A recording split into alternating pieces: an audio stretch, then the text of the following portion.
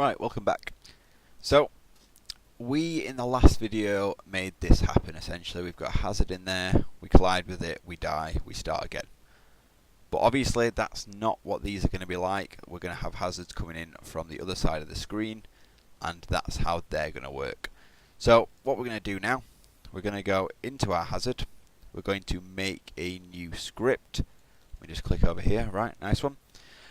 So this is what our hazard is. We're going to make this into a prefab after we've done this so that we know what we're spawning continuously. But to start with, what I need to add is I need to add a rigid body 2D, which is something we added before to our character object. One slight difference to this, where it says body type, we're not going to go for dynamic, because if we do it'll just drop. We're going to go for kinematic, which means that it won't be affected by gravity, which is what we want.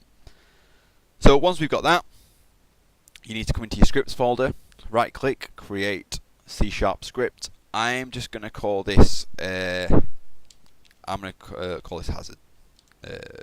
Maybe a hazard function or hazard controller, whatever you want to go with. I'm going to go hazard controller. I'll open this up. Right. So this is going to be what controls the movement. So it's going to be on the right, it's going to move across. If you want to do it, for instance, that it was at the bottom and moving up, it's exactly the same. You're just changing which axis you're essentially using.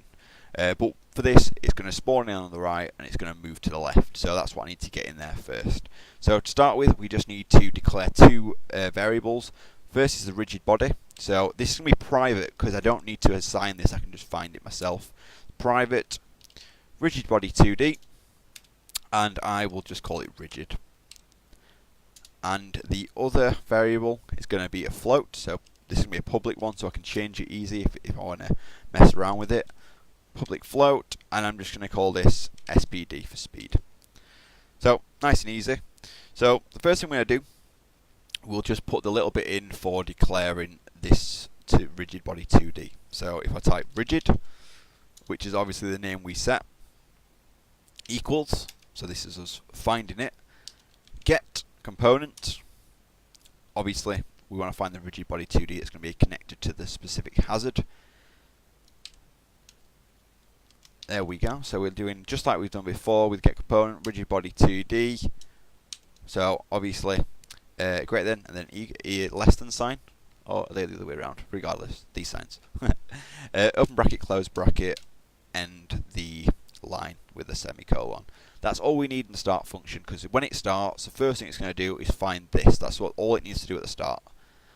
And then what we're going to do is we're going to add this to add to the update function now. So we're going to put rigid dot velocity. So yet again, we're finding this. We're finding the velocity of this equals new vector 2. Make sure not to do a vector 3. Because it's a 2D rigid body, it's only going to have a up, down, left, right. It's not going to have a backwards and forwards. So we just need a rigid body, or vector 2, sorry. Open bracket. So this is going to be the X, left and right, which is the one we want. So SPD. So it's going to move to whatever we set this float to, and then it's going to move up and down to 0. Close the bracket, close the sentence. Obviously with the semicolon. As I said before, if you wanted yours from the bottom up to the top, you would just put your SPD function or speed in there, and this be 0 because it's going up and down rather than left and right. So that's kind of all we need for this little bit. I'll show you this working. Let me move this little guy over here. Oh. And obviously I need to make sure this script is on, and I'm probably going to put, just so you can see it, I'll put the speed at like 1.5, just because it's, it'll be slow then. Hopefully this will work. As you can see, it moved, but it was the wrong way. So this doesn't need to be 1.5, it needs to be minus 1.5. So make sure it's a minus number for it to be going that way. If you want it going that way, plus number. So now we'll see. That's moving over here.